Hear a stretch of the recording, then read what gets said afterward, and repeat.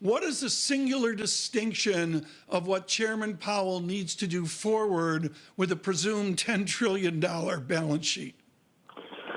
Well, what it means is we're going to have a lot of excess reserves in the banking system, a lot of deposits in the banking system, and that's going to create some anxiety that fuel is going to lead to inflation. What are the implications? The implications of when the Fed buys Treasury securities and mortgage-backed securities is they add the amount of reserves and bank deposits in the system. So reserves have already doubled. Second implication is that forces the private sector to hold more cash and deposits than before. And the third implication is that since the private sector may not want to hold all that cash and deposits, that encourages them to move into higher, riskier, higher yielding assets, and that pushes up asset prices. It does not, however, lead to inflation because the Fed can control credit demand by raising the interest rate it pays on reserves at the appropriate time. I will take your singular distinction that the Fed can control this fear of inflation. And certainly, folks, in 2008, we saw the inflationistas just drubbed by the low inflation that surprised them. What I would point out, though, Bill Dudley, is all of our listeners and viewers on this simulcast understand the phrase, there's no such thing as a free lunch. What is the price of a distortion that is a $10 trillion balance sheet? Well, I mean, I think there's a couple things. Number one, obviously, this has implications for financial asset prices. And so if the Fed withdraws this liquidity, that's going to have some consequences for financial asset valuations. The second consequence is the Fed's actually taking some risk in its balance sheet. I mean, if you think of the Fed right now, it's a lot of long-term assets financed overnight. And that's fine when short-term interest rates are at zero. But if you run the clock ahead a few years and the Fed has to raise short-term interest rates, you have a situation where short-term, the cost of the Fed of paying interest on reserves could actually exceed the returns on its portfolio. And so the Fed could actually start to lose money. Bill, you said when the Fed starts to reduce its balance sheet, when the Fed starts to raise rates, can the Fed ever do either of those things? Well, it obviously all depends on the path of the coronavirus pandemic and also how the economy responds to that. I'm assuming that a few years from now we'll be back to a more normal economy, and when we're back to a more normal economy, we'll also be back to a more normal level of interest rates.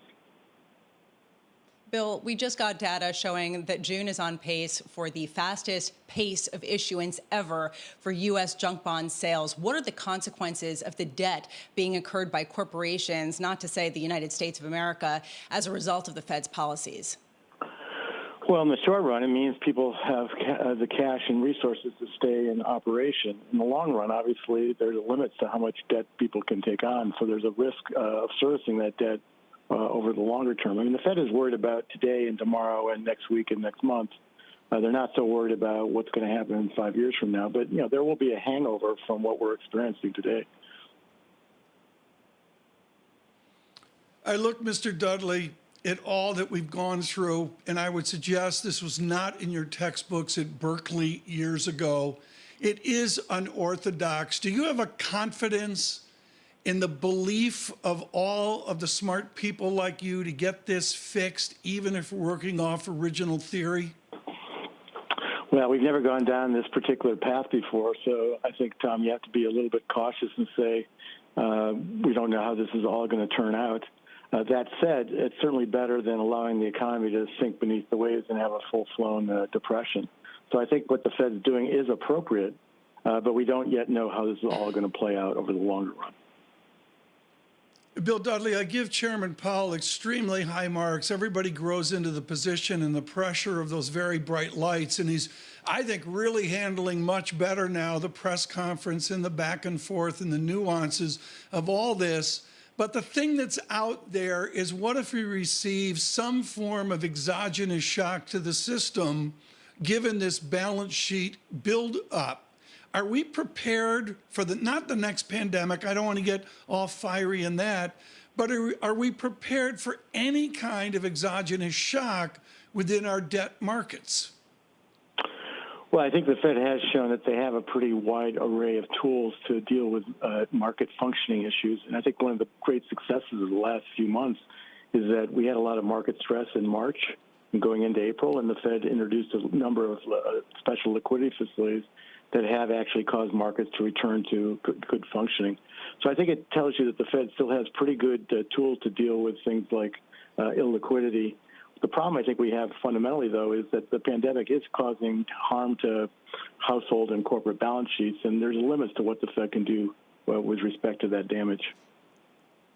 My favorite quote over the weekend, a fund manager called the Federal Reserve helicopter parents for the market. I thought that was pretty apt at a time when you have a lot of worries that are just being absolutely pushed away at the behest of the Federal Reserve. People saying, put your faith in the Fed, don't fight the Fed has our backs.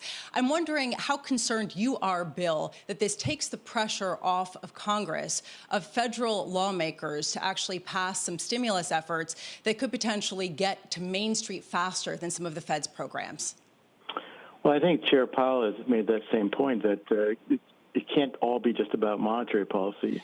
The pandemic is causing harm to people's incomes, to their balance sheets, and that's something that really monetary policy can't repair by itself. That's why you need fiscal policy stimulus. So, one of the risks here is that people think that the Fed is all powerful and basically put all the weight on the Fed. And in fact, I think that we need are probably going to need more fiscal stimulus than what we've got to date.